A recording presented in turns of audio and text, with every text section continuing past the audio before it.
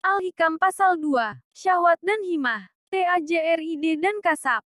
Keinginanmu untuk tajrid. Sementara Allah masih menegakkan engkau di dalam asbab. Merupakan syahwah yang tersamar, halus. Dan keinginanmu kepada asbab. Pada saat Allah sudah menegakkan engkau dalam tajrid. Merupakan suatu kejatuhan dari himah yang tinggi. Syarah. Dalam pasal ini, Ibnu Athaillah menggunakan beberapa istilah baku dalam Khazanah Sufi yang harus dipahami terlebih dahulu agar mendapatkan pemahaman yang utuh.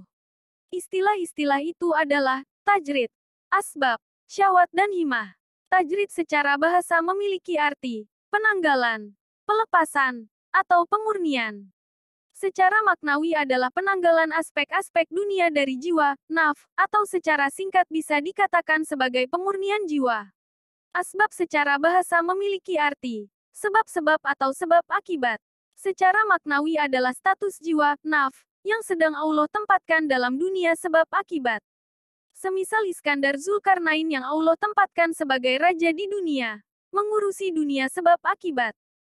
Syahwah atau syahwat secara bahasa memiliki arti tatapan yang kuat, atau keinginan.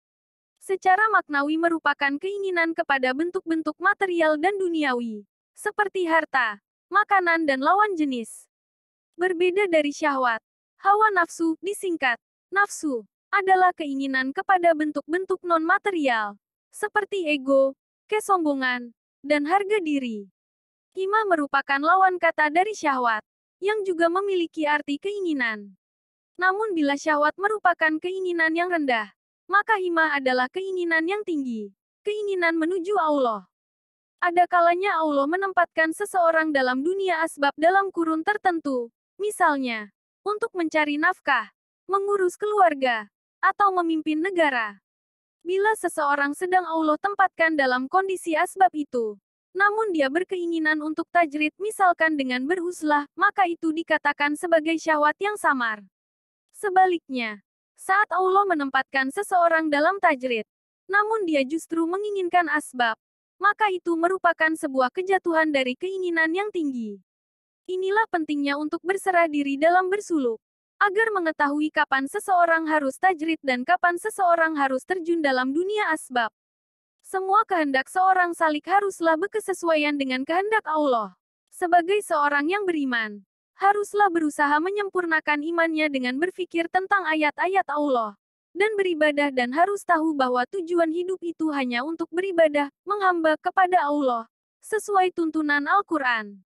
Tetapi setelah ada semangat dalam ibadah, kadang ada yang berpendapat bahwa salah satu yang merepoti, mengganggu dalam ibadah yaitu bekerja kasab. Lalu berkeinginan lepas dari kasab usaha dan hanya ingin melulu beribadah. Keinginan yang seperti ini termasuk keinginan nafsu yang tersembunyi, samar. Sebab kewajiban seorang hamba, menyerah kepada apa yang dipilihkan oleh majikannya. Apalagi kalau majikan itu adalah Allah yang maha mengetahui tentang apa yang terbaik bagi hambanya. Dan tanda-tanda bahwa Allah menempatkan dirimu dalam golongan orang yang harus berusaha kasab apabila terasa ringan bagimu, sehingga tidak menyebabkan lalai menjalankan suatu kewajiban dalam agamamu. Juga menyebabkan engkau tidak tamak rakus terhadap milik orang lain. Dan tanda bahwa Allah mendudukan dirimu dalam golongan hamba yang tidak berusaha tajrid. Apabila Tuhan memudahkan bagimu kebutuhan hidup dari jalan yang tidak tersangka, kemudian jiwamu tetap tenang ketika terjadi kekurangan, karena tetap ingat dan bersandar kepada Tuhan, dan tidak berubah dalam menunaikan kewajiban-kewajiban. Syekh Ibnu Athaillah berkata, aku datang kepada guruku Syekh Abu Abbas Al-Mursyi. Aku merasa bahwa untuk sampai kepada Allah dan masuk dalam barisan para wali dengan sibuk pada ilmu lahiriah dan bergaul dengan sesama manusia kasab agak jauh dan tidak mungkin. Tiba-tiba sebelum aku sempat bertanya, guru bercerita, ada seorang ahli di bidang ilmu lahiriah. Ketika ia dapat merasakan sedikit dalam perjalanan ini, ia datang kepadaku sambil berkata, aku akan meninggalkan kebiasaanku untuk mengikuti perjalananmu. Aku menjawab, bukan itu yang kamu harus lakukan.